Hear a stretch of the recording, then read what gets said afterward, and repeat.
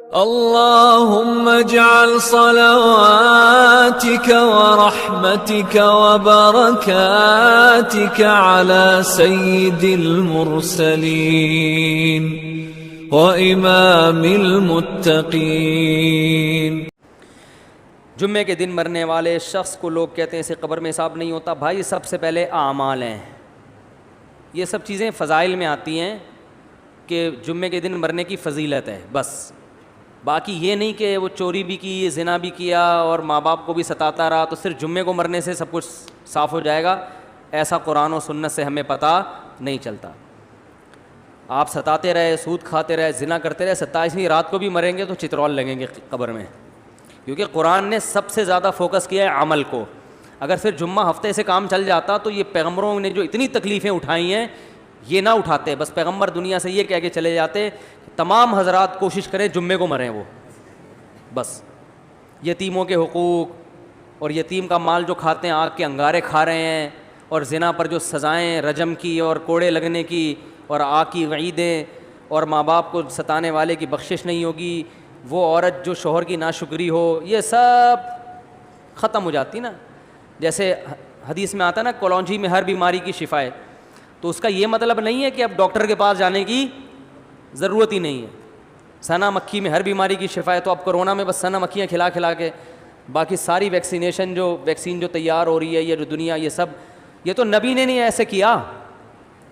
اگر حدیث کا یہ مطلب ہوتا تو صحابہ کرام ہر گھر میں کلونجی رکھ لیتے، اور جب اسلامی حکومتیں قائم ہوئیں تو جو میڈیکل کالج کھلے ہیں اس زمانے میں وہ سارے آگ لگا کے بند کر دیتے، نہ کوئی حکیم ہوتا نہ ڈاکٹر ہوتا، بھائی ہر بیماری کے لیے کیا ہے؟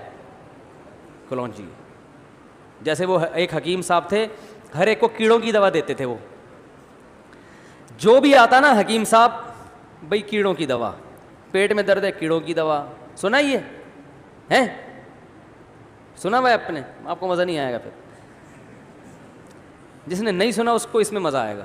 ہر ایک کو کیا دے رہے ہیں؟ کیڑوں کی دوا۔ ایک دن ایک آدمی درخت پہ چڑھا، نیچے گر گیا، ہڈی ٹوٹ گئی، حکیم صاحب کے پاس لے کر حکیم صاحب نے کیڑوں کی دوا دی۔ لوگ کہنے ہیں یار اس کا کیڑوں سے کیا تعلق ہے، ہڈی ٹوٹی ہے۔ حکیم صاحب نے کہا کیڑا تھا تبھی تو چڑھا تھا درخت پہ۔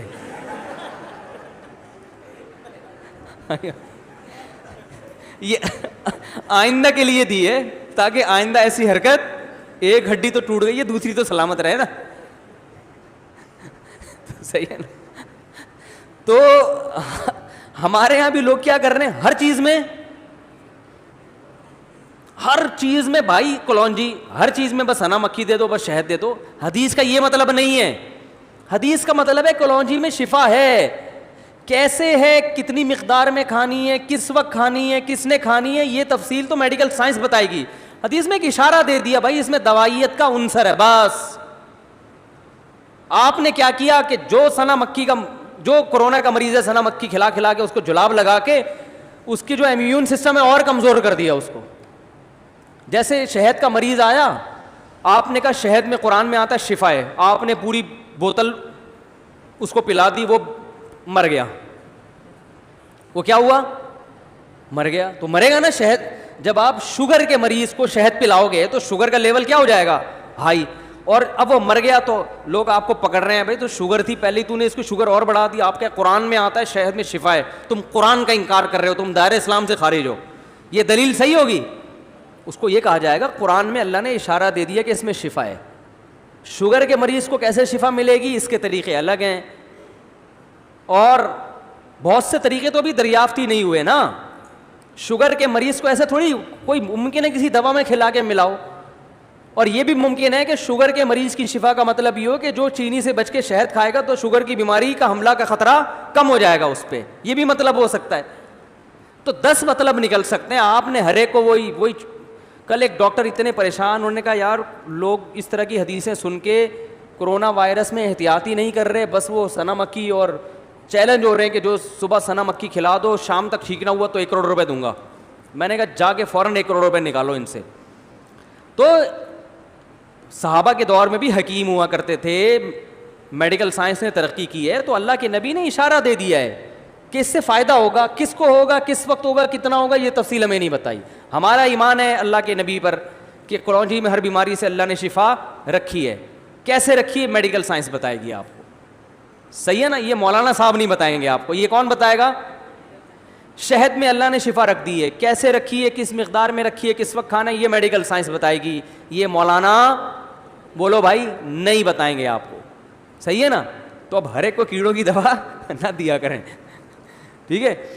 اور کیا بات کیا چل رہی تھی, ہاں تو جمعے کے دن مرنے میں فائدہ ہوتا ہے, بس اتنا ہمیں پتہ ہے. پورا ہی بخشا جاتا ہے ایسا نہیں ہے بھائی, اللہ بخش دے تو الگ بات ہے. جیسے آپ کو ہارٹ اٹیک ہو چکا ہے, اب آپ صرف کلونجی کے چند دانے چبا دو گے تو اٹیک نہیں ہوگا, ایسا نہیں ہے بھائی. اب تو وہ دوائیں بھی کھانی پڑیں گی.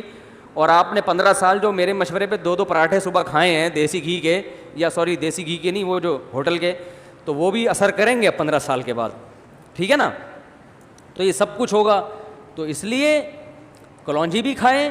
اور پہلی بات تو یہ کہ ان تمام بڑی بڑی چیزوں سے احتیاط کریں. تو اسی طرح اصل چیز ہے گناہ. دیکھو زہر, کلونجی میں شفا ہے, لیکن آپ نے کہا میں ایک چٹکی کلونجی کی بھی لوں گا, ایک چٹکی زہر کی بھی کھاؤں گا, کیونکہ زہر سے جو بیماری آئے گی کلونجی سے شفا مل جائے گی. یہ دلیل صحیح ہوگی؟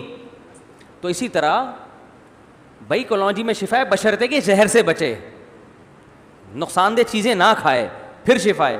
تو اسی طرح یاد رکھو جمعے کے دن مغفرت ہو جاتی ہے مرنے والے کی, بشرطے کہ جو زہر آخرت کے عذاب کا ذریعہ بنتا ہے نا, یتیموں کا مال کھانا, والدین کے حقوق ادا نہ کرنا, اس زہر سے بچے. تو پھر جو چھوٹی موٹی جراثیم ہے نا, وہ جمعے سے کیا ہو جائیں گے, وہ معاف ہو جائیں گے. تو صغیرہ گناہ, چھوٹے موٹے جو گناہ ہوتے ہیں وہ لیلۃ القدر میں مرنے سے بھی معاف ہو جاتے ہیں, جمعے میں مرنے سے بھی معاف ہوتے ہیں. جمعے میں مرنے سے تھوڑے والے جراثیم, لیلۃ القدر میں تھوڑے اور اسٹرانگ جراثیم مر جاتے ہیں. لیکن یہ جو آپ جائیدادیں کھا کے بیٹھے ہوئے ہو بہنوں کی وراثت کے, حج فرض ہوا وہ نہیں ادا کیا آپ نے, ماں باپ کو ستایا, یہ اتنے بڑے بڑے جراثیم ہیں, یہ لیلۃ القدر کا اسپرے ان پہ کام بولو بھائی نہیں کرتا. تو اس کے لیے اللہ نے قرآن میں جو توبہ کا طریقہ بتایا ہے اور حقوق العباد ہیں تو وہ واپس کرنے پڑیں گے, وہی طریقہ ہے. بعض لوگ بہت غلو کرتے ہیں, جو بھی لیلۃ القدر میں مر گیا بس وہ ڈائریکٹ جنت میں, ایسا نہیں ہے. اور یاد رکھو جو کبیرہ گناہ کا مرتکب ہو کھلے عام, تو شریعت نے اس کو فیور کرنے کی اجازت نہیں دی ہے. اسی طرح کوئی بڑا گناہ گار ہو, کھلے عام ہو, چھپ کے گناہ کرنے والے کو تو حکم ہے شریعت میں پردہ ڈالو, چھپاؤ, کیسے ہی بڑھاؤ, کھلے عام جرم کر رہا ہے, تو پھر اسلام میں حکم یہ ہے کہ اس کو جنت میں پہنچانے کی کوشش بولو مت کرو. کھلے عام زانی ہے, ڈاکو ہے, لاکھوں لوگوں کی جان لے لی اور مر گیا 27ویں رات کو, اب آپ کہہ رہے ہیں جنت میں جائے گا. یہ اس کا مطلب آپ لوگوں کے جذبات سے کھیل رہے ہیں. آپ یہ نہ کہیں کہ جہنم میں جائے گا, کیونکہ یہ تو اللہ ہی کو پتہ ہے کہاں جائے گا, لیکن کم از کم یہ بھی نہ کہیں کہ جنت میں جائے گا. اگر برے الفاظ سے یاد نہیں کریں تو اچھے الفاظ سے بھی یاد نہ کریں. سمجھ رہے ہو کہ نہیں سمجھ رہے؟ وہ گورباچوف تھا نا جس نے افغانیوں کا خون کیا تھا, 16 لاکھ افغانی قتل کر دیے تھے اس نے رشیا کی جنگ میں. ارے جب روس افغانستان کی جنگ ہوئی ہے تو 16 لاکھ افغانیوں کا, یہ تو آن دا ریکارڈ ہے, باقی لاکھوں اس کے علاوہ ہیں جن کا کوئی ریکارڈ ہی نہیں ہے, افغانستان کو کھنڈر بنا دیا. تو ایک صاحب گورباچوف پہ ترس کھا رہے تھے کہ اللہ کرے مسلمان ہو جائے, قیامت کے دن میں اس کی بخشش کرواؤں گا. تو ایک پٹھان بیٹھا ہوا تھا, اس نے کہا گورباچوف ملے تو صحیح قیامت کے دن, دیکھتا ہوں. واقعی صحیح کہہ رہا تھا.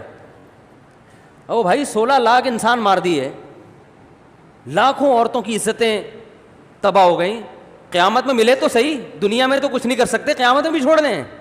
واہ بھائی واہ, تو نہیں چھوڑیں گے, ملے گا چھوڑیں گے آپ لوگ؟ گورباچوف قیامت کے دن کہیں چھاؤں میں آ جائے بس, بولو تو ذرا سائڈ پہ آ,